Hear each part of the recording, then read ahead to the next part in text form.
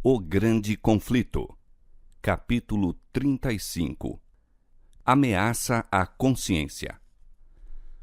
O romanismo é hoje olhado pelos protestantes com muito maior favor do que anos atrás. Nos países em que o catolicismo não está na ascendência e os romanistas adotam uma política conciliatória a fim de a conseguir, há crescente indiferença com relação às doutrinas que separam as igrejas reformadas da hierarquia papal. Ganha terreno a opinião de que, em última análise, não diferimos tão grandemente em pontos vitais como se supunha e de que pequenas concessões de nossa parte nos levarão a melhor entendimento com Roma. Houve tempo em que os protestantes davam alto valor à liberdade de consciência a tão elevado preço comprada. Ensinavam os filhos a aborrecer o papado e sustentavam que buscar harmonia com Roma seria deslealdade para com Deus. Mas quão diferentes são os sentimentos hoje expressos. Os defensores do papado asseveram que a Igreja foi caluniada, e o mundo protestante inclina-se a aceitar esta declaração. Muitos insistem em que é injusto julgar a Igreja de hoje pelas abominações e absurdos que assinalaram seu domínio durante os séculos de ignorância e trevas. Desculpam sua horrível crueldade como sendo o resultado da barbárie dos tempos e alegam que a influência da civilização moderna lhe mudou os sentimentos. Olvidaram estas pessoas a pretensão da infalibilidade sustentada há 800 anos por esse altivo poder? Longe de ser abandonada, firmou-se esta pretensão no século XIX de modo mais positivo que nunca dantes. Visto como Roma assevera que a Igreja nunca errou, nem, segundo as Escrituras, errará jamais, como poderá ela renunciar aos princípios que lhe nortearam a conduta nas eras passadas? A Igreja Papal nunca abandonará sua pretensão à infalibilidade. Tudo o que tem feito em perseguição dos que lhe rejeitam os dogmas, considera ela estar direito, e não repetiria os mesmos atos se a oportunidade lhe apresentasse? Removam-se as restrições ora impostas pelos governos seculares, reintegre-se Roma ao poderio anterior e de pronto ressurgirá a tirania e perseguição. Bem conhecido escritor refere-se nos seguintes termos à atitude da hierarquia papal no que respeita à liberdade de consciência e aos perigos que ameaçam especialmente os Estados Unidos pelo êxito de sua política. Há muitos que se dispõem a atribuir ao fanatismo ou à puerilidade todo o receio quanto ao catolicismo romano nos Estados Unidos. Tais pessoas nada têm a ver no caráter e atitude do romanismo que seja hostil às nossas instituições livres ou nada encontram de mau presságio no incremento que vai tomando. Comparemos, pois, em primeiro lugar, alguns dos princípios fundamentais de nosso governo com os da Igreja Católica. A Constituição dos Estados Unidos garante liberdade de consciência. Nada se preza mais ou é de maior transcendência. O Papa Pio IX, na encíclica de 15 de agosto de 1854, disse: as doutrinas ou extravagâncias absurdas e errôneas em defesa da liberdade de consciência são erro dos mais perniciosos, uma peste que, dentre todas as outras, mais deve ser temida no Estado. O mesmo Papa, na encíclica de 8 de dezembro de 1864, anatematizou os que defendem a liberdade de consciência e de culto e também todos os que afirmam que a Igreja não pode empregar a força. O tom pacífico usado por Roma nos Estados Unidos não implica mudança de coração. É tolerante onde é impotente, diz o bispo O'Connor. A liberdade religiosa é meramente suportada até que o contrário possa ser levado a efeito sem perigo para o mundo católico. O arcebispo de São Luís disse certa vez: a heresia e a incredulidade são crimes, e em países cristãos como a Itália e a Espanha, por exemplo, onde todo o povo é católico e onde a religião católica é parte essencial da lei da nação, são elas punidas como os outros crimes. Todo cardeal, arcebispo e bispo da Igreja Católica presta para com o Papa um juramento de fidelidade em que ocorrem as seguintes palavras: combaterei os hereges, cismáticos e rebeldes ao dito Senhor nosso, o Papa, ou seus sucessores, e persegui-los-ei em todo o meu poder. É certo que há verdadeiros cristãos na comunhão católico-romana. Milhares na dita igreja estão servindo a Deus segundo a melhor luz que possuem. Não se lhes permite acesso à sua palavra e, portanto, não distinguem a verdade.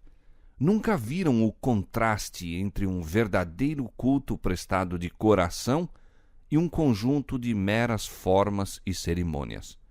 Deus olha para essas almas com compadecida ternura, educadas como são em uma fé que é ilusória e não satisfaz. Fará com que raios de luz penetrem as densas trevas que a cercam. Revelar-lhes-á a verdade como é em Jesus, e muitos ainda se unirão ao seu povo.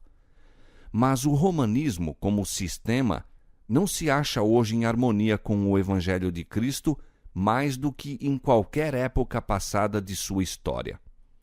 As igrejas protestantes estão em grandes trevas, pois, do contrário, discerniriam os sinais dos tempos.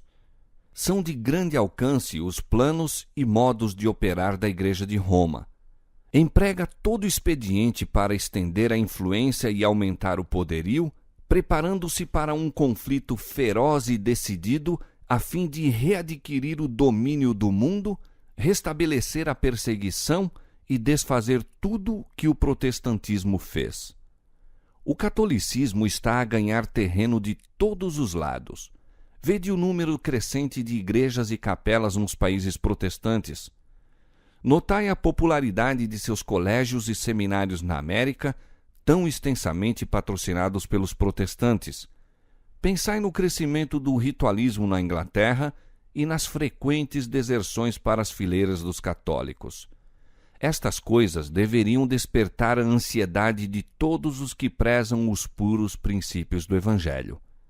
Os protestantes têm se intrometido com o papado, patrocinando-o. Têm usado de transigência e feito concessões que os próprios romanistas se surpreendem de ver e não compreendem. Os homens cerram os olhos ao verdadeiro caráter do romanismo e aos perigos que se devem recear com a sua supremacia. O povo necessita ser despertado a fim de resistir aos avanços deste perigosíssimo inimigo da liberdade civil e religiosa. Muitos protestantes supõem que a religião católica não é atrativa e que seu culto é um conjunto de cerimônias fastidioso e sem sentido. Enganam-se, porém. Embora o romanismo se baseie no engano, não é em postura grosseira e desprovida de arte. O serviço religioso da Igreja Romana é um cerimonial assaz impressionante. O brilho de sua ostentação e a solenidade dos ritos fascinam os sentidos do povo, fazendo silenciar a voz da razão e da consciência. Os olhos ficam encantados. Igrejas magnificentes, imponentes procissões, altares de ouro, relicários com pedras preciosas, quadros finos e artísticas esculturas apelam para o amor do belo. O ouvido também é cativado. A música é inexcedível. As belas e graves notas do órgão, misturando-se à melodia de muitas vozes a ressoarem pelas elevadas abóbodas e naves ornamentadas de colunas das grandiosas catedrais, não podem deixar de impressionar a mente com profundo respeito e reverência. Este esplendor, pompa e cerimônias exteriores, que apenas zombam dos anelos da alma ferida pelo pecado, são evidência da corrupção interna. A religião de Cristo não necessita de semelhantes atrativos para se fazer recomendável. À luz que promana da cruz, o verdadeiro cristianismo apresenta-se tão puro e adorável que decorações externas nenhumas poderão encarecer-lhe o verdadeiro valor. É a beleza da santidade, o espírito manso e quieto que é precioso diante de Deus. o fulgor do estilo não é necessariamente índice de pensamento puro elevado. Altas concepções de arte, delicado apuro de gosto, existem a miúde em espíritos que são terrenos e sensuais. São frequentemente empregados por Satanás a fim de levar homens a esquecer-se das necessidades da alma, a perder de vista o futuro e a vida imortal, a desviar-se do infinito auxiliador e a viver para este mundo unicamente. Uma religião de exibições externas é atraente ao coração não renovado. A pompa e cerimonial do culto católico tem um sedutor, fascinante poder pelos quais são enganados muitos que chegam a considerar a Igreja Romana como a própria porta do céu. Ninguém, a não ser os que têm os pés firmados nos fundamentos da verdade e o coração renovado pelo Espírito de Deus, se acha ao abrigo de sua influência. Milhares que não têm um conhecimento experimental de Cristo serão levados a aceitar as formas da piedade sem a sua eficácia. Esta é a religião que precisamente desejam as multidões. A pretensão da Igreja ao direito de perdoar leva o romanismo a sentir-se com liberdade de pecar, e a ordenança da confissão, sem a qual o perdão não é conferido, tende igualmente a dar livre curso ao mal. O que se ajoelha diante de um mortal e revela em confissão os pensamentos e imaginações secretos do coração, está aviltando a sua varonilidade, degradando todo o nobre instinto da alma. Desvendando os pecados de sua vida a um sacerdote, mortal, falível pecador e muito frequentemente corrompido pelo vinho e licenciosidade, sua norma de caráter é rebaixada e, como consequência, fica contaminado. Seu conceito acerca de Deus é degradado à semelhança da humanidade decaída, pois o padre se acha como representante de Deus. Esta degradante confissão de homem para homem é a fonte secreta donde têm fluído muitos dos males que aviltam o mundo e o preparam para a destruição final. Todavia, para o que ama a satisfação própria, é mais agradável confessar a um semelhante mortal do que abrir a alma a Deus. Fica mais a gosto da natureza humana fazer penitência do que renunciar ao pecado. É mais fácil mortificar a carne com cilício, urtigas e aflitivas cadeias do que crucificar os desejos carnais. Pesado é o fardo que o coração carnal deseja levar, de preferência a curvar-se ao jugo de Cristo. Existia notável semelhança entre a Igreja de Roma e a Igreja judaica ao tempo do primeiro advento de Cristo. Ao passo que os judeus secretamente conculcavam todos os princípios da lei de Deus, eram exteriormente rigorosos na observância de seus preceitos, sobrecarregando-a com exorbitâncias e tradições que tornavam difícil e penosa a obediência. Assim como os judeus professavam reverenciar a lei, pretendem os romanistas reverenciar a cruz. Exaltam o símbolo dos sofrimentos de Cristo, enquanto no viver negam aquele a quem ela representa. Os romanistas colocam cruzes sobre as igrejas, sobre os altares e sobre as vestes. Por toda parte se vê a insígnia da cruz. Por toda parte é ela exteriormente honrada e exaltada. Mas os ensinos de Cristo estão sepultados sob um montão de tradições destituídas de sentido, falsas interpretações e rigorosas exigências. As palavras do Salvador relativas aos fanáticos judeus aplicam-se com maior força ainda aos chefes da Igreja Católica Romana. Atam fardos pesados e difíceis de suportar e os põem aos ombros dos homens. Eles, porém, nem com o dedo os querem mover.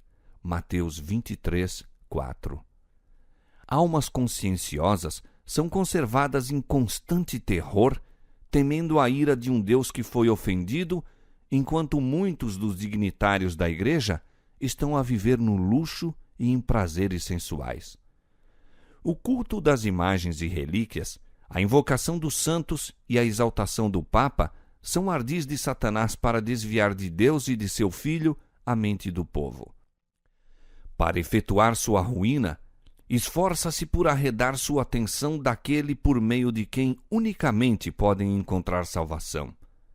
Dirigirá as almas para qualquer objeto pelo qual possa ser substituído aquele que disse: Vinde a mim todos os que estáis cansados e oprimidos, e eu vos aliviarei. Mateus 11, 28.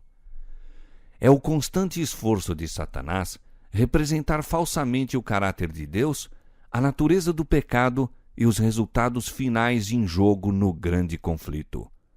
Seus sofismas diminuem a obrigação da lei divina, dando ao homem licença para pecar. Ao mesmo tempo, fala o Satanás acariciar falsas concepções acerca de Deus, de maneira que o considera com temor e ódio, em vez de amor. A crueldade inerente ao seu próprio caráter é atribuída ao Criador. Aparece incorporada aos vários sistemas de religião e expressa nas diversas formas de culto. Sucede assim que a mente dos homens é cegada e Satanás deles se aproveita como agentes para guerrear contra Deus. Por meio das concepções pervertidas acerca dos atributos divinos, foram as nações gentílicas levadas a crer serem os sacrifícios humanos necessários para alcançar o favor da divindade, e horríveis crueldades têm sido perpetradas sob as várias formas de idolatria. A Igreja Católica Romana, unindo as formas do paganismo com as do cristianismo, e a semelhança do primeiro, representando falsamente o caráter de Deus, tem recorrido a práticas não menos cruéis e revoltantes. Nos dias da supremacia de Roma, houve instrumentos de tortura para forçar o assentimento às suas doutrinas. Houve a fogueira para os que não queriam admitir suas exigências. Houve massacres em proporções que jamais serão conhecidos até que se revelem no dia do juízo. Os dignitários da Igreja, dirigidos por seu chefe, Satanás, dedicavam-se a inventar meios para produzir a maior tortura possível antes de pôr termo à vida das vítimas. Em muitos casos, o processo infernal era repetido ao limite extremo da resistência humana, até que a natureza capitulava na luta e o sofredor saudava a morte como doce alívio. Esta era a sorte dos que discordavam de Roma. Para os seus adeptos, tinha ela a disciplina do açoite, da fome, das austeridades corporais de todas as formas imagináveis, cujo aspecto punge o coração. Para conseguir o favor do céu, os penitentes violavam as leis de Deus, transgredindo as leis da natureza. Eram ensinados a romper com os laços que ele fizera para abençoar e alegrar a permanência do homem na terra. Os cemitérios das igrejas contêm milhões de vítimas que passaram a vida em vãos esforços para subjugar as afeições naturais, para reprimir, como se fosse ofensivo a Deus, todo pensamento e sentimento de simpatia para com o semelhante. Se quisermos compreender a decidida crueldade de Satanás, manifestada no transcurso dos séculos, não entre os que jamais ouviram algo acerca de Deus, mas no próprio coração da cristandade e através da mesma em toda a sua extensão, temos apenas de olhar para a história do romanismo. Por meio deste gigantesco sistema de engano, o príncipe do mal leva a efeito seu propósito de acarretar a desonra a Deus e a desgraça ao homem. E vendo nós como consegue disfarçar-se e realizar a sua obra por intermédio dos dirigentes da Igreja, melhor podemos compreender o motivo de ter tão grande aversão à Escritura Sagrada. Se este livro for lido, a misericórdia e amor de Deus serão revelados. Ver-se-á que ele não impõe aos homens nenhum desses pesados fardos. Tudo o que requer é um coração quebrantado e contrito, um espírito humilde e obediente. Cristo não dá em sua vida nenhum exemplo que autorize os homens e mulheres a se encerrarem em mosteiros sob pretextos de se prepararem para o céu. Jamais ensinou que o amor e a simpatia devem ser reprimidos. O coração de Jesus transbordava de amor. Quanto mais o homem se aproxima da perfeição moral, mais acentuada é sua sensibilidade, mais aguda a percepção do pecado e mais profunda a simpatia para com os aflitos. O Papa pretende ser o vigário de Cristo, mas como se poderá comparar o seu caráter com o de nosso Salvador? Viu-se alguma vez Cristo condenar homens à prisão ou ao instrumento de tortura porque não lhe renderam homenagem como Rei do céu? Acaso foi sua voz ouvida a sentenciar à morte os que o não aceitaram? Quando Jesus foi menosprezado pelo povo da aldeia samaritana, o apóstolo João se encheu de ira e perguntou: Senhor, queres que digamos que desça fogo do céu e os consuma como Elias também o fez? Jesus olhou compassivo para o discípulo e censurou-lhe a severidade, dizendo: O Filho do Homem não veio para destruir as almas dos homens, mas para salvá-las. Lucas capítulo 9, versos 54 e 56. Quão diferente do Espírito manifestado por Cristo é o do seu professo vigário. A Igreja de Roma apresenta hoje ao mundo uma fronte serena, cobrindo de justificações o registro de suas horríveis crueldades. Vestiu-se com roupagens de aspecto cristão, não mudou, porém. Todos os princípios formulados pelo papado em épocas passadas existem ainda hoje. As doutrinas inventadas nas tenebrosas eras ainda são mantidas. Ninguém se deve iludir. O papado que os protestantes hoje se acham tão prontos para honrar é o mesmo que governou o mundo nos dias da Reforma, quando homens de Deus se levantavam com perigo de vida a fim de denunciar sua iniquidade. Possui o mesmo orgulho e arrogante presunção que dele fizeram senhor sobre reis e príncipes e reclamaram as prerrogativas de Deus. Seu espírito não é menos cruel e despótico hoje do que quando arruinou a liberdade humana e matou os santos do Altíssimo. O papado é exatamente o que a profecia declarou que havia de ser: a apostasia dos últimos tempos, 2 Tessalonicenses capítulo 2, versos 3 e 4. Faz parte de sua política assumir o caráter que melhor cumpra o seu propósito, mas sob a aparência variável do camaleão, oculta o invariável veneno da serpente. Não se deve manter a palavra empenhada aos hereges, nem com pessoas suspeitas de heresias, declara Roma. Deverá esta potência, cujo registro milenar se acha escrito com o sangue dos santos, ser hoje reconhecida como parte da Igreja de Cristo? Não é sem motivo que se tem feito nos países protestantes a alegação de que o catolicismo difere hoje menos do protestantismo do que nos tempos passados. Houve uma mudança, mas esta não se verificou no papado. O catolicismo, na verdade, em muito se assemelha ao protestantismo que hoje existe, pois o protestantismo moderno muito se distancia daquele dos dias da Reforma. Tendo estado as igrejas protestantes à procura do favor do mundo, a falsa caridade lhes cegou os olhos. Não veem senão que é direito julgar bem de todo o mal. E como resultado inevitável, julgarão finalmente mal de todo o bem. Em vez de permanecerem em defesa da fé que uma vez foi entregue aos santos, estão hoje, por assim dizer, justificando Roma por motivo de sua opinião inclemente para com ela e rogando perdão pelo seu fanatismo.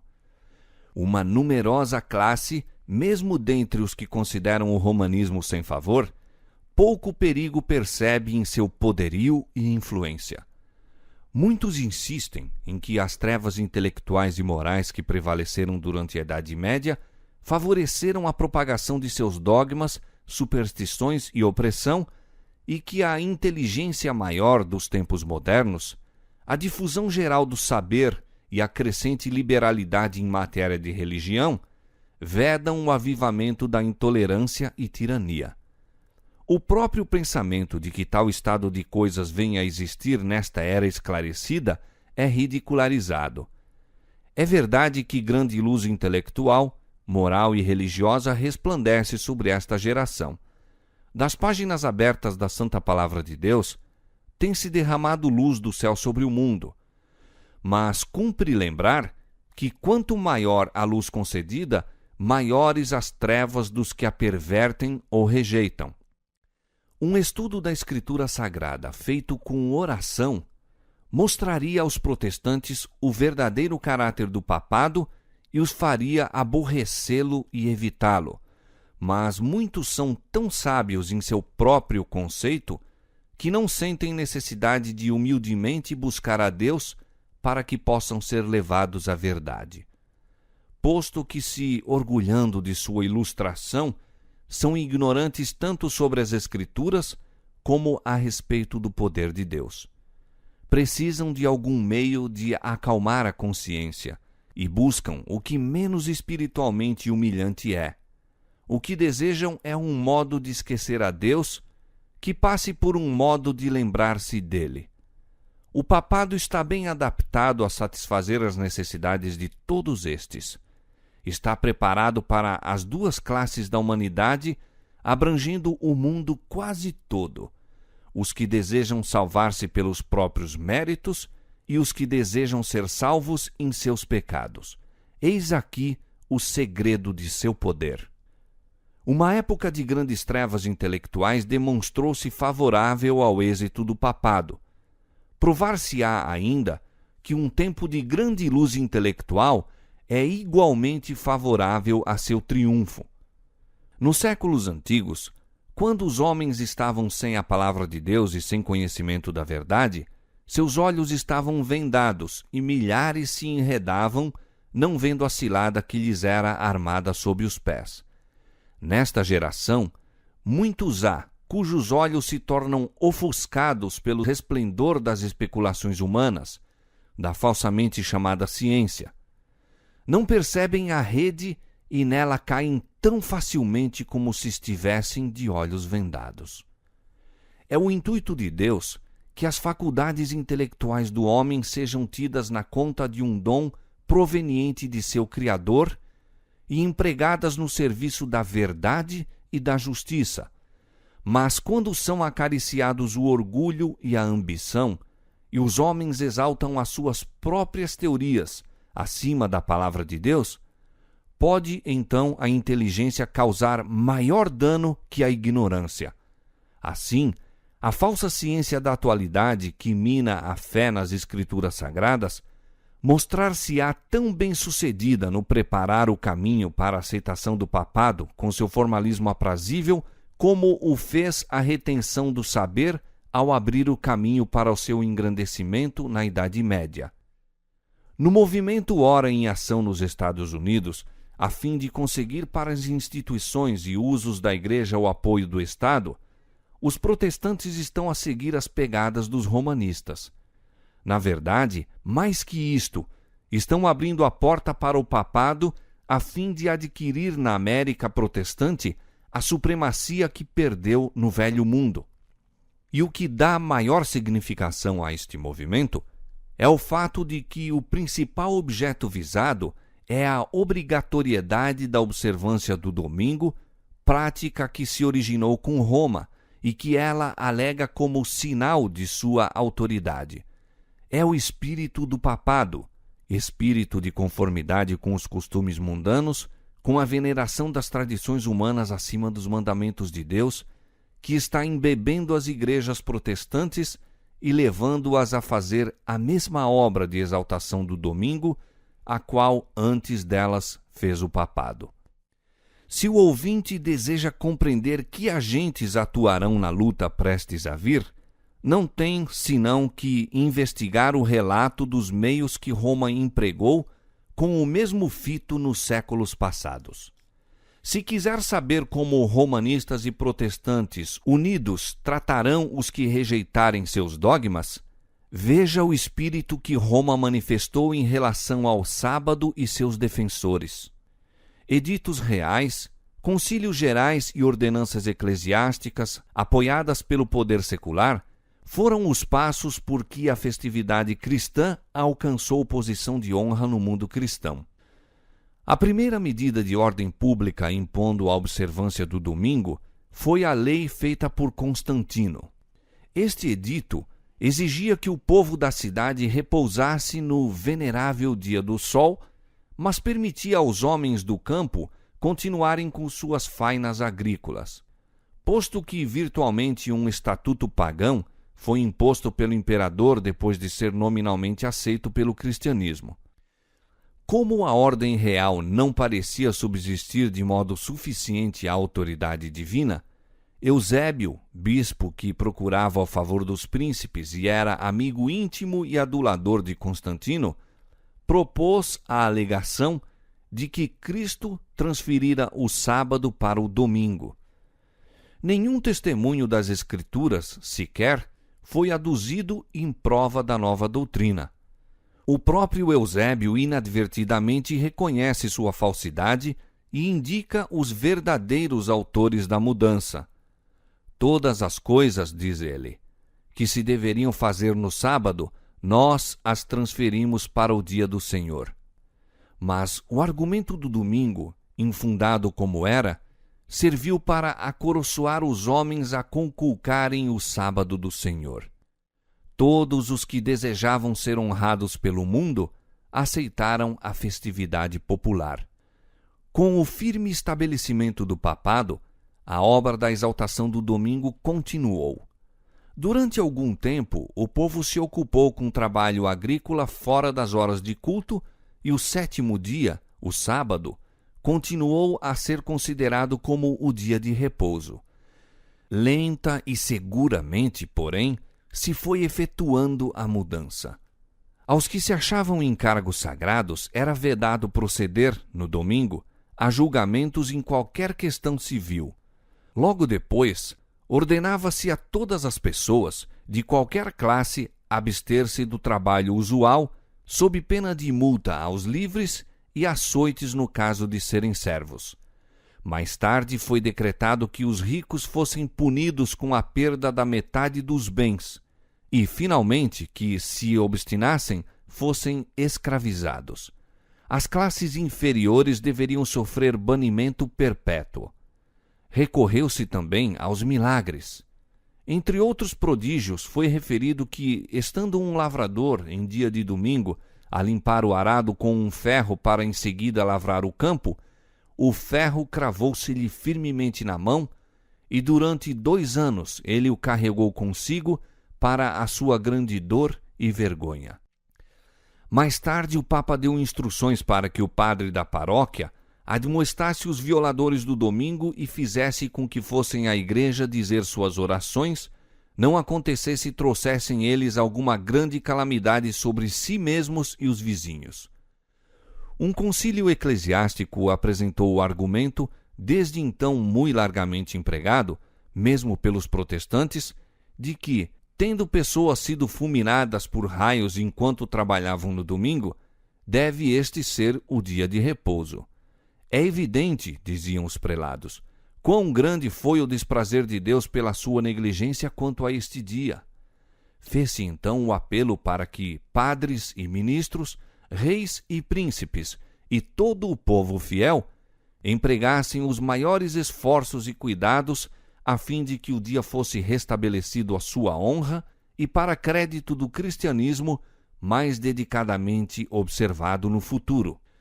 Mostrando-se insuficientes os decretos dos concílios, foi rogado às autoridades seculares que promulgassem um edito que inspirasse terror ao povo e o obrigasse a abster-se do trabalho no domingo. Num sínodo realizado em Roma, todas as decisões anteriores foram reafirmadas com maior força e solenidade. Foram também incorporadas à lei eclesiástica e impostas pelas autoridades civis através de quase toda a cristandade. A ausência da autoridade escriturística para a guarda do domingo ainda ocasionava não pequenas dificuldades. O povo punha em dúvida o direito de seus instrutores de deixarem de lado a positiva declaração de Jeová: o 7º dia é o sábado do Senhor teu Deus, para honrar o dia do sol. A fim de suprir a falta de testemunho bíblico, foram necessários outros expedientes. Um zeloso defensor do domingo, que pelos fins do século XII visitou as igrejas da Inglaterra, encontrou resistência por parte de fiéis testemunhas da verdade. E tão infrutíferos foram os seus esforços que se retirou do país por algum tempo em busca de meios para fazer valer os seus ensinos. Ao voltar, a falta foi suprida e em seus trabalhos posteriores obteve maior êxito. Trouxe consigo um rolo que dizia provir do próprio Deus e conter a necessária ordem para a observância do domingo, com terríveis ameaças para amedrontar o desobediente. Este precioso documento, fraude tão vil como a instituição que apoiava, dizia-se haver caído do céu e sido achado em Jerusalém sobre o altar de São Simeão, no Gólgota. Mas, em realidade, o Palácio Pontifical em Roma foi a fonte donde procedeu. Fraudes e falsificações para promover o poderio e prosperidade da Igreja têm sido em todos os séculos consideradas lícitas pela hierarquia papal. O rolo proibia o trabalho desde a hora nona, 3 horas da tarde, do sábado, até ao nascer do sol da segunda-feira, e declarava-se ser a sua autoridade confirmada por muitos milagres. Referia-se que pessoas que trabalharam além da hora indicada foram atacadas de paralisia.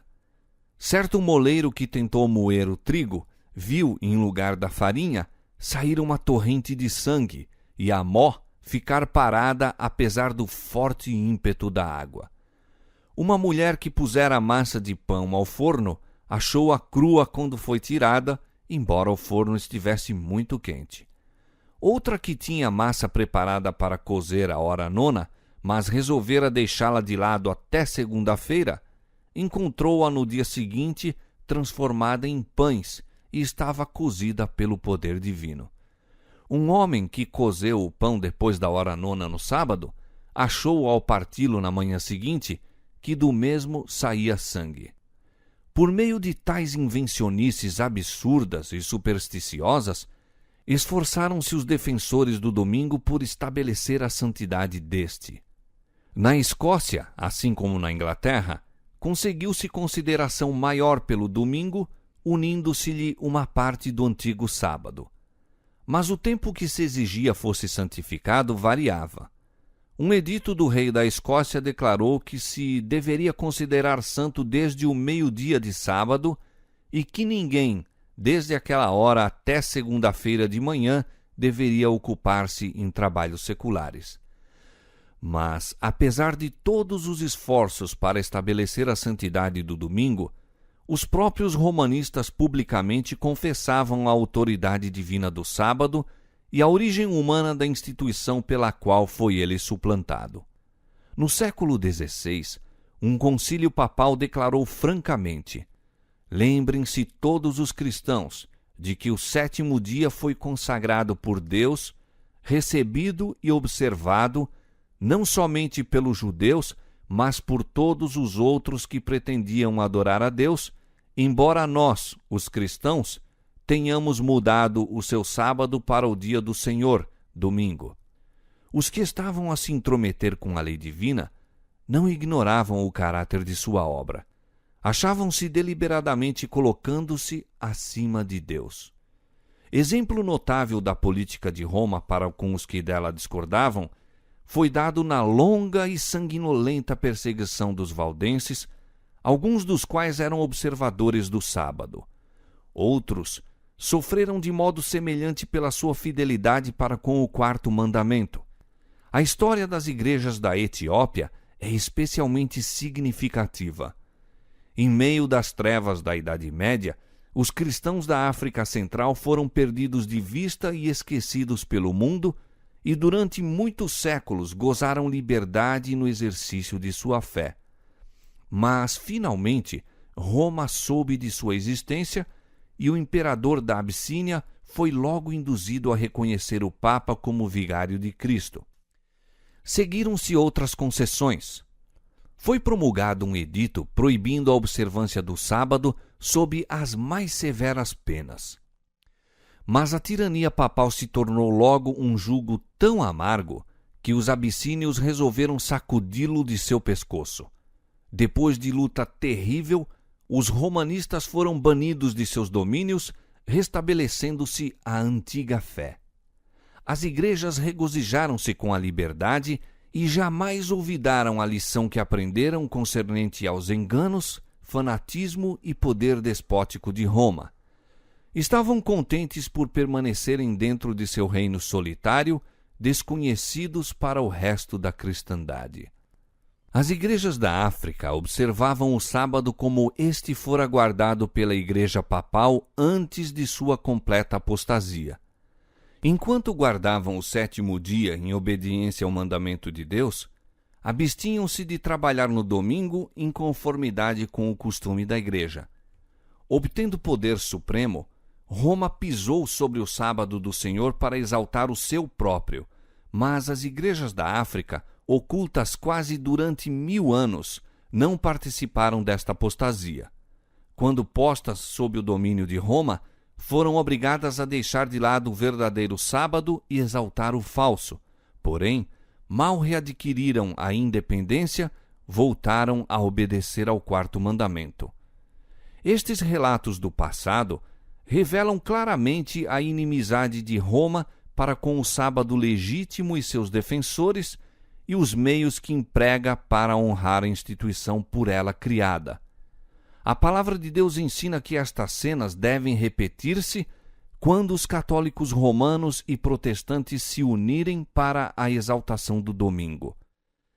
A profecia do capítulo 13 do Apocalipse declara que o poder representado pela besta de cornos semelhantes aos do cordeiro fará com que a terra e os que nela habitam adorem o papado, ali simbolizado pela besta semelhante ao leopardo. A besta de 2 cornos dirá também aos que habitam na terra que façam uma imagem à besta, e ainda mais, mandará a todos, pequenos e grandes, ricos e pobres, livres e servos, que recebam o sinal da besta. Apocalipse capítulo 13, versos 11 a 16. Mostrou-se que os Estados Unidos são o poder representado pela besta de cornos semelhantes aos do cordeiro e que esta profecia se cumprirá quando aquela nação impuser a observância do domingo, que Roma alega ser um reconhecimento especial de sua supremacia. Mas nesta homenagem ao papado, os Estados Unidos não estarão sós. A influência de Roma nos países que uma vez já lhe reconheceram o domínio está ainda longe de ser destruída. E a profecia prevê uma restauração de seu poder. Vi uma de suas cabeças como ferida de morte, e a sua chaga mortal foi curada, e toda a terra se maravilhou após a besta. Apocalipse capítulo 13, verso 13. A inflição da chaga mortal indica a queda do papado em 1798. Depois disto, diz o profeta, a sua chaga mortal foi curada, e toda a terra se maravilhou após a besta. Paulo declara expressamente que o homem do pecado perdurará até ao segundo advento, 2 Tessalonicenses 2, 8. Até mesmo ao final do tempo, prosseguirá com a sua obra de engano. E diz o escritor do Apocalipse, referindo-se também ao papado: adoraram-na todos os que habitam sobre a terra, esses cujos nomes não estão escritos no livro da vida. Apocalipse 13, 8. Tanto no Velho como no Novo Mundo, o papado receberá homenagem pela honra prestada à instituição do domingo, que repousa unicamente na autoridade da Igreja de Roma. Durante mais de meio século, investigadores das profecias nos Estados Unidos têm apresentado ao mundo este testemunho. Nos acontecimentos que ora estão a ocorrer, percebe-se rápido progresso no sentido do cumprimento da profecia. Com os ensinadores protestantes, há a mesma pretensão de autoridade divina para a guarda do domingo e a mesma falta de provas bíblicas que há com os chefes papais que forjaram os milagres para suprir a falta do mandamento de Deus.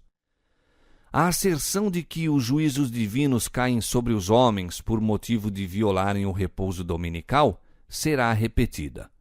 Já se ouvem vozes neste sentido, e o movimento para impor a observância do domingo está rapidamente ganhando terreno. A sagacidade e a astúcia da Igreja de Roma são surpreendentes. Ela sabe ler o futuro, aguarda o seu tempo, vendo que as igrejas protestantes lhe estão prestando homenagem com o aceitar do falso sábado e se preparam para impô-lo pelos mesmos meios que ela própria empregou em tempos passados. Os que rejeitam a luz da verdade procurarão ainda o auxílio deste poder que a si mesmo se intitula infalível, a fim de exaltarem uma instituição que com ele se originou. Quão prontamente virá esse poder em auxílio dos protestantes nesta obra, não é difícil imaginar. Quem compreende melhor do que os dirigentes papais como tratar com os que são desobedientes à Igreja? A Igreja Católica Romana, com todas as suas ramificações pelo mundo inteiro, forma vasta organização dirigida da sé papal e destinada a servir aos interesses desta. Seus milhões de adeptos em todos os países do globo são instruídos a se manterem sob obrigação de obedecer ao Papa. Qualquer que seja a sua nacionalidade ou governo, devem considerar a autoridade da Igreja acima de qualquer outra autoridade. Ainda que façam juramento prometendo lealdade ao Estado, por trás disto, todavia, jaz o voto de obediência a Roma, absolvendo-os de toda obrigação contrária aos interesses dela. A história testifica de seus esforços, astutos e persistentes, no sentido de insinuar-se nos negócios das nações. E, havendo conseguido pé firme, nada mais faz que favorecer seus próprios interesses, mesmo com a ruína de príncipes e povo.